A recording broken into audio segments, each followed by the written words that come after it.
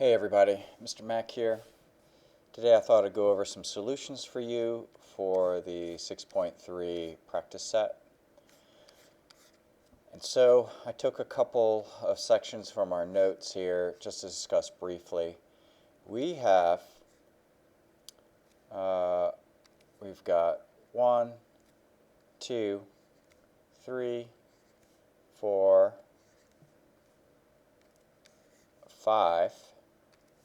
5 ways, and then a bonus one, 6, that we can prove that a quadrilateral is a parallelogram. And the very first way is if we know that the opposite sides of a quadrilateral are parallel, then it is a parallelogram because that is the definition of a parallelogram. So if we've got a pair there that's parallel and a pair there that's parallel, then we know that it's going to be a parallelogram. We have the opposite sides theorem converse, so if we know the opposite sides are congruent, then it's going to be a parallelogram. If we know the opposite angles are congruent, we have a parallelogram. And number 4 here, if we know the consecutive angles, so the angles right, not adjacent, but consecutive in the figure are supplementary, then we know that we have a parallelogram, like in this example right here, 45 plus 135 is 180. We've got the diagonals theorem converse, so if the diagonals bisect each other, it means that they share the same midpoint. Then we have a parallelogram. And then the last one here, if we know one set of sides are both parallel and congruent, then we also have a parallelogram. Okay, so these are the 6 possible reasons that we're going to use in the following practice set. So for the first page here, we're looking to see if the quadrilaterals are parallelograms. And so we look at the angles and we say these opposite angles here are not congruent. We also see that this consecutive angle 105 plus 80 does not equal 180. So this first one is no, we cannot prove that this quadrilateral is a parallelogram. Number 2, we've got these two figures, or we have these two sets of sides, and we know that they are both congruent to each other. So in this case, we would be using the opposite sides theorem, number 2. If the opposite sides of a quadrilateral are congruent, then the figure is a parallelogram. So this would be yes. This is the opposite sides theorem.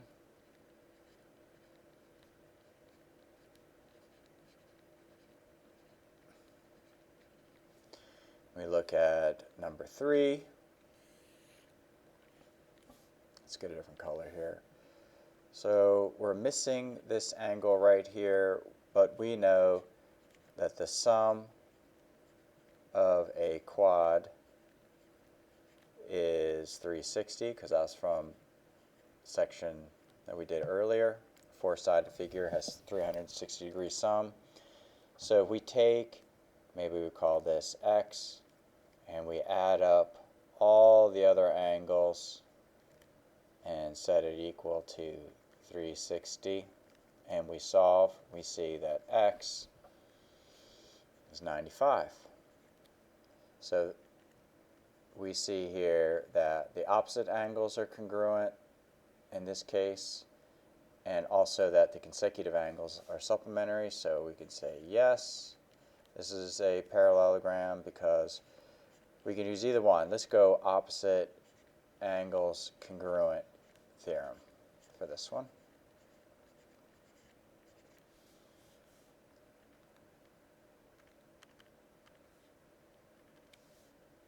Let's make my brush a little smaller. Next one. Okay, so in this case, we're saying that 4.3 is this segment, and then 4.3 is this segment. Those are congruent. So in this case, yes. These are going to be a parallelogram because of the diagonals bisecting theorem.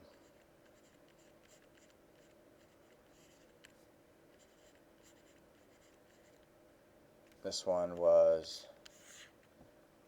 number 5, parallel diagonals theorem, converse. Okay, number 5, well, we can see in this one, these sections here are not congruent. That's just a no. Number 6, we have a pair of sides that are both parallel and congruent.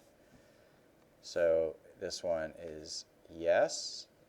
And this is the bonus one that we saw, parallelogram theorem. Quadrilateral has one set of parallel sides that are also congruent. So this is the parallelogram theorem.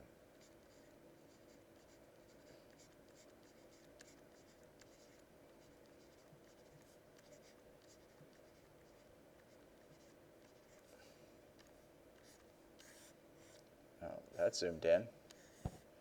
Okay, 7. Well, opposite sides are parallel. This is number 1. This is the definition of a parallelogram.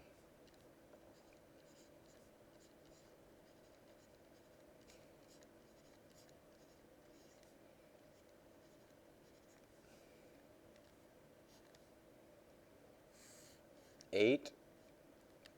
Well, this looks like a parallelogram, but we know nothing about these sides here. We have one set of parallel sides.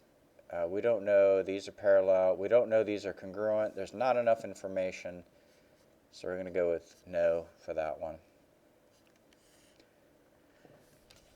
Okay, opposite sides are congruent. Now they're all happen to be all congruent, so this ends up being a specific kind of parallelogram, but for now, yes. Opposite sides congruent theorem.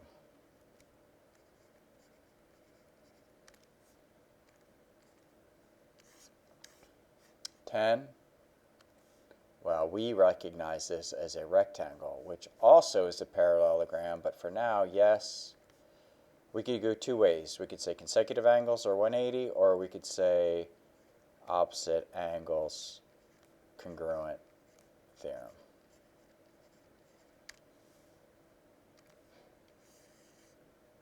Now, this also looks like a rectangle, but we know nothing about these angles here. I mean, maybe this angle right here is 89.9, and maybe this one is 90.1. So that technically would not be a parallelogram because opposite angles aren't congruent. But in this case, we really don't know what these angles are, and we can't just assume by looking at them they're 90. So no, there's not enough info in that. This one we have two pairs of congruent angles right here. The problem is they're not opposite. So I could also make a figure that looks like this, and I can have these angles here be congruent, and if I drew it this way, it would definitely not look like a parallelogram. In fact, this is called something else that we see later. This is a trapezoid, but a trapezoid isn't a parallelogram, so this is a no. Okay, so those are solutions for the first part. Determine the value of x and y that would make the quadrilateral a parallelogram. Okay, so we know we have a pair of parallel sides. We need to prove that these sides are congruent, well, we don't need to prove they're congruent. We have to say they are congruent. What would the value of x have to be? So that means that this side has to be the same value as this side. So we're just going to take the two expressions and set them equal.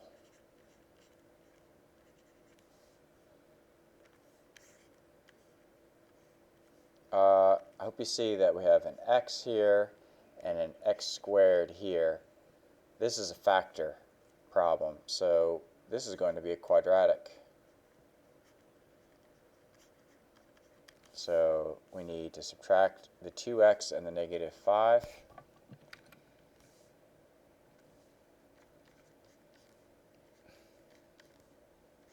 I'm going to add the 5 actually. And so now I've got x squared minus 2x minus 15 equals 0. And now we have to figure out the factors of negative 15 that add to negative 2. It's going to be a minus 5 and a plus 3. So we get x minus 5 equals 0. X plus 3 equals 0. X is 5 and negative 3. If we put the negative 3 in here, we're going to get negative 6 minus 5. That's a negative 11. That's kind of a strange length for a size. So I'm going to throw that out. And let's try 5. 2 times 5 minus 5, that's going to be 10. And then 5 squared is 25 minus 20. Sorry, 10 minus 5. And that's going to be 5. And then here I've got a 5 squared minus 20, 25 minus 20. That's also 5. So 5 works. Those are the lengths that would work for that to be a parallelogram. 14, I'm dealing with angles. So how about we do this one? Let's say we got 10x and we have 100. Let's say, well, 10x plus 100 has to be 180 because that's a consecutive angles theorem. And if I solve for x, I get 8. So that means if I put 10 times 8, this would be 80 degrees.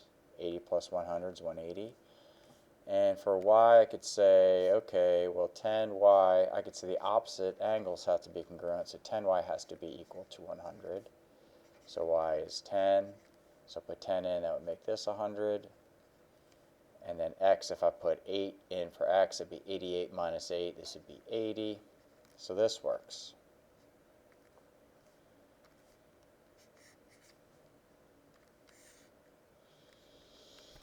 We know these pieces of this diagonal. So these have to be congruent, these sections, and these have to be congruent. So we can just say, let's do x first. 3x squared minus 1 has to be 11. Since there's only one x in this equation, I can just isolate x and not have to factor. Works out to be quite easy.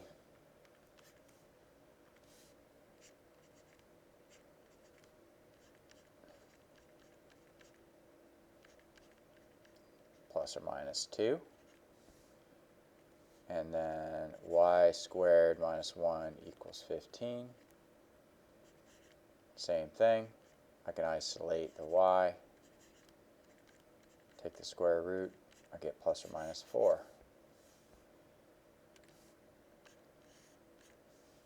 So if I put 4 in, I get 4 squared is 16 minus 1 is 15.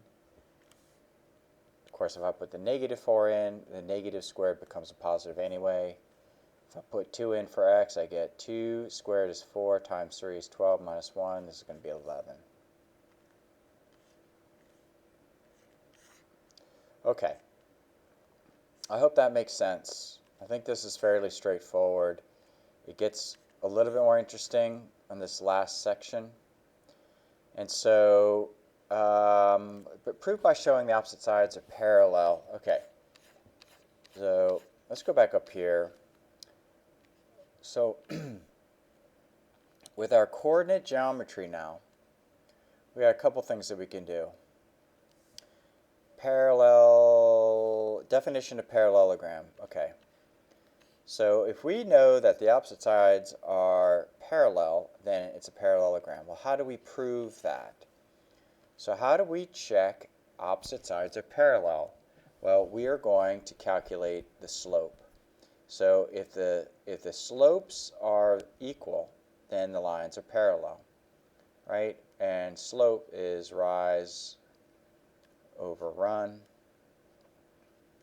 And our equation for that is y2 minus y1 over x2 minus x1. So we can compare the slopes of all the opposite sides, and if they're equal, then it's going to be a parallelogram. Now, the opposite sides theorem is something we can also use.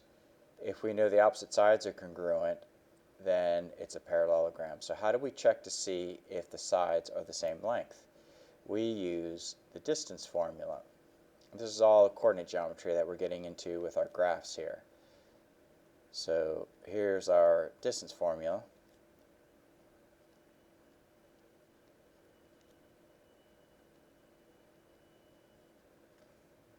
And we would just have to do a little bit of work here, but test all the sides and check to see if the opposite sides are congruent. Can't do anything with the angles here. We can't find angles yet. But we can do the midpoint. We can check if the diagonals bisect by using our midpoint formula. And the midpoint formula is x1 plus x2 divided by 2, y1 plus y2 divided by 2. We can also do the parallelogram theorem, which means we have to find one pair of parallel and congruence. That means we're mixing here. We're doing slope. Here's a slope formula here, and we are doing distance. But we're only need to do it for one set of lines of sides. We don't have to do it for both sets. Okay, so we're just mixing these two for that one. Okay, so we got this one, ABCD. Is it a parallelogram? Proved by showing opposite sides parallel. Okay, so let's plot this. We've got 8, -1 is A. Zoom in a little more here. We've got B is 6, 5. -7, -7, 2. It's right there. -5, -4, right there. You gotta be super careful with, oh wait, -5, -4, sorry, -5, -4. As I was saying, you gotta be super careful with your graphing, because if you make a mistake with where you put your point, you will not get the correct answer. So, what's a good color? Yeah, I don't know about that. That's not great. That's not a great color.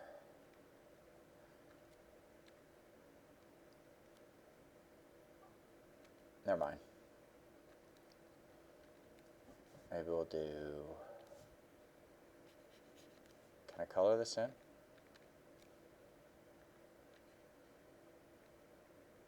Okay. Oh, there we go. Kind of want to see through it a little bit. All right. That's an airbrush. Okay. Opposite sides parallel. All right, so what we want to do is we want to check the slope. We want to check the slopes.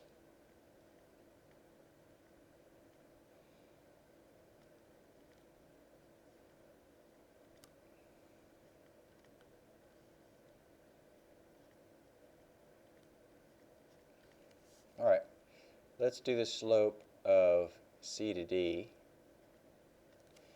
And then I also want to check B to A. So I'll put that over here, B to A.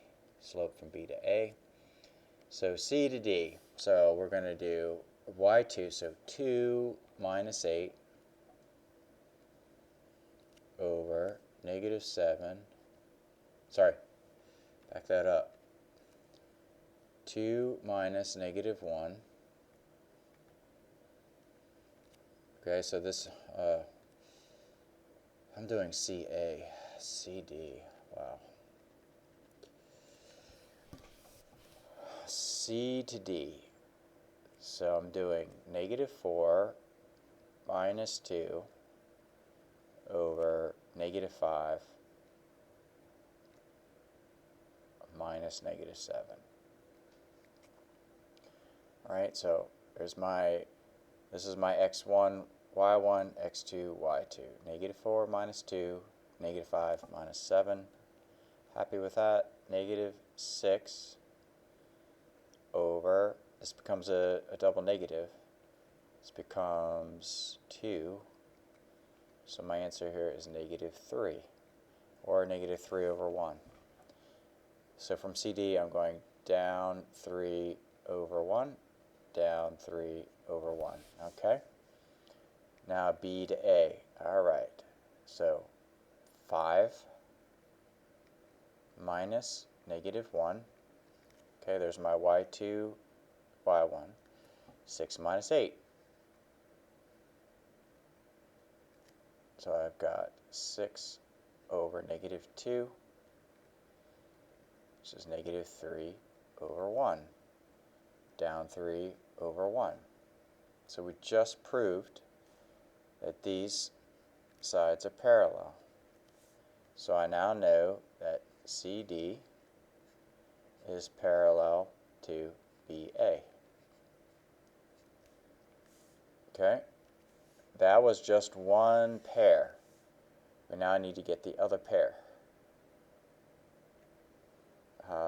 Let's do this one. So we need to find the slope from C to B. And we need to find the slope from D to A. Okay, so I'm checking the top and the bottom of this quadrilateral. C to B. 2 minus 5 over negative 7 minus 6. So that's negative 3 over negative 13, which is 3 over 13. So that means I'm rising 3, running 13. Let's do D to A. So D is negative 4 minus a negative 1 over a negative 5 minus 8. And I get negative 3 over negative 13, which is 3 over 13. So the slopes are the same. So segment CB is parallel to segment BA. And we've now proven this quadrilateral is a parallelogram. And the reason now is that this is the definition of a parallelogram.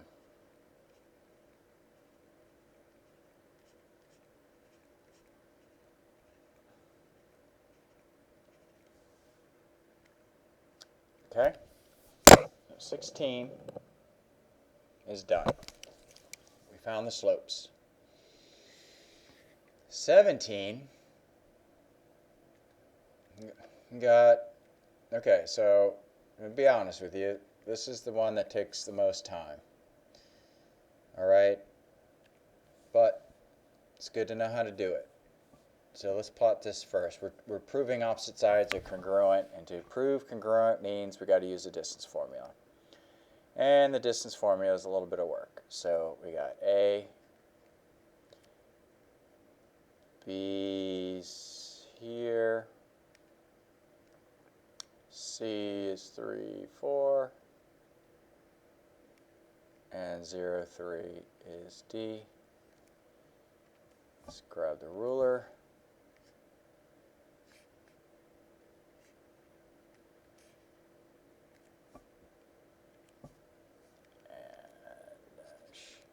Shade this in a little bit. Okay. So we want to find, so our distance formula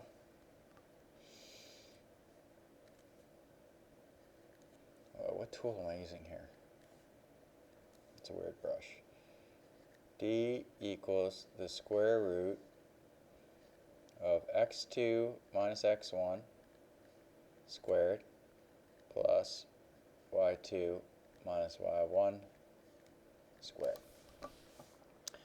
So let's find the distance from A to B.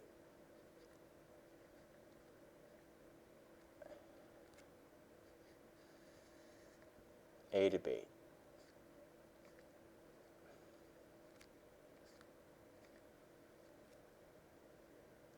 So x2 minus x1,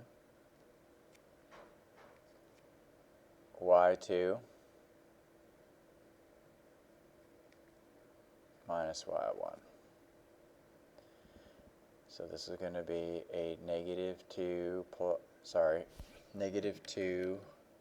plus 5 squared plus 1 squared. It's going to be 3 squared plus 1 squared. It's going to be 10, root 10. So A to B, this is root 10. Don't need to square root that and get a decimal. We'll leave it as a simplified radical. The distance from D to C. We're hoping it's root 10.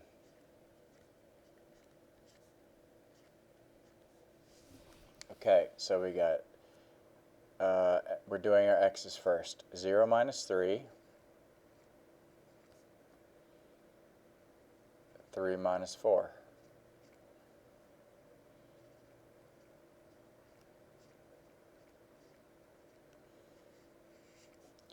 Do you guys see this is root 10?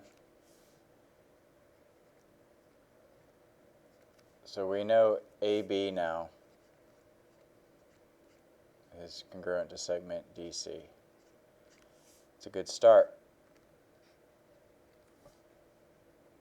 Now we got to do A to D.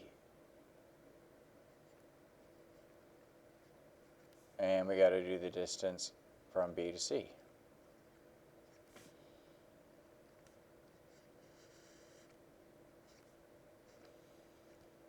It's a little bit more work, like I was saying. Slopes are easier to get. I would choose the slope method over this method, but that's what I'm asking you to do. A to D, so D, we've got x's. We got 0 minus -5, and then we got the y's. We're D, 3 minus 8.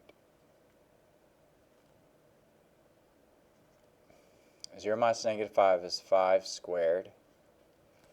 0 minus 8 is -5 squared. 25 plus 25 is 50. The square root of 50 is A to D.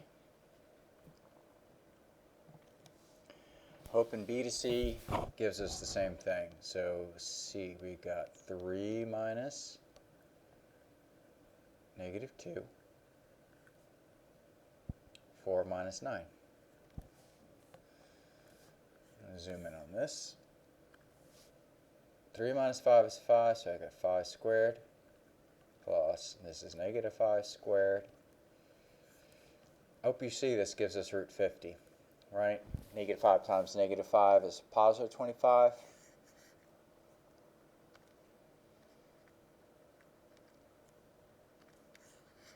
So segment AD is congruent to segment BC. And now ABCD is a parallelogram.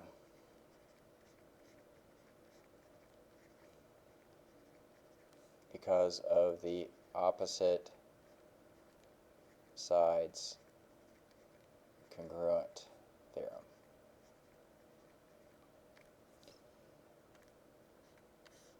Okay.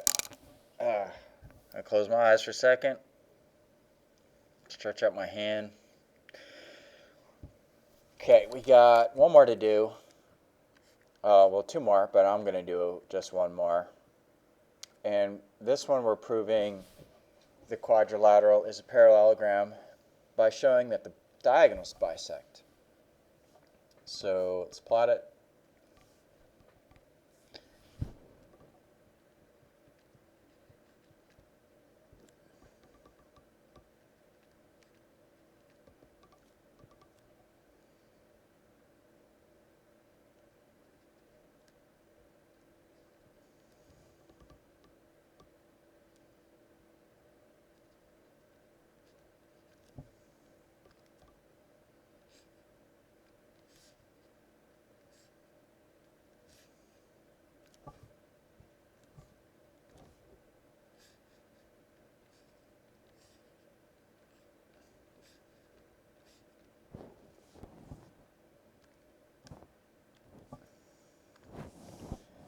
So diagonals go from vertex to opposite vertex.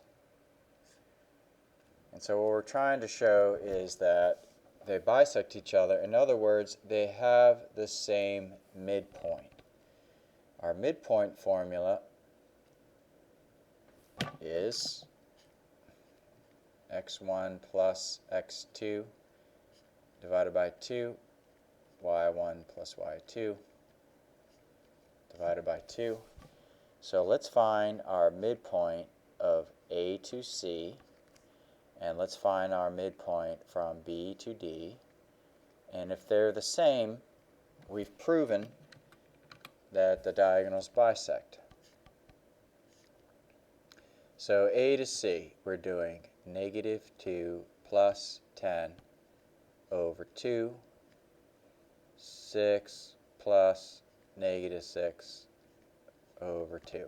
Okay, I just took the x1, x2, y1, y2, and our midpoint here is going to be 8 over 2 and 0 over 2, or 4, 0.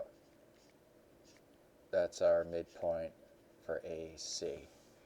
4, 0 is right here, and now we know these two pieces are congruent of our diagonal. And then our last one, B and D, 4 plus 4 divided by 2, right? And then 4 plus negative 4 divided by 2. 8, 2, 0 divided by 2. Our midpoint for BD is 4, 0. The same as the other diagonal, so therefore ABCD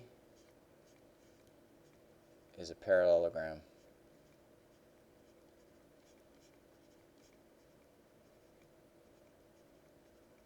Because diagonals bisect the theorem.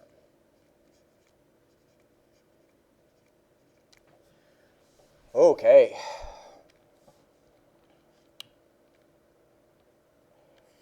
This last one here I'm going to let you guys do prove or disprove using any method. So I gave you 3 different methods. The first one was using the slope and using the definition of parallelogram by proving the opposite sides have the same slope. You can use the distance formula to show the opposite sides are congruent. This one's definitely more work. Or you can prove the diagonals bisect each other and they have the same midpoint. I would probably say the slope and midpoint are preferable.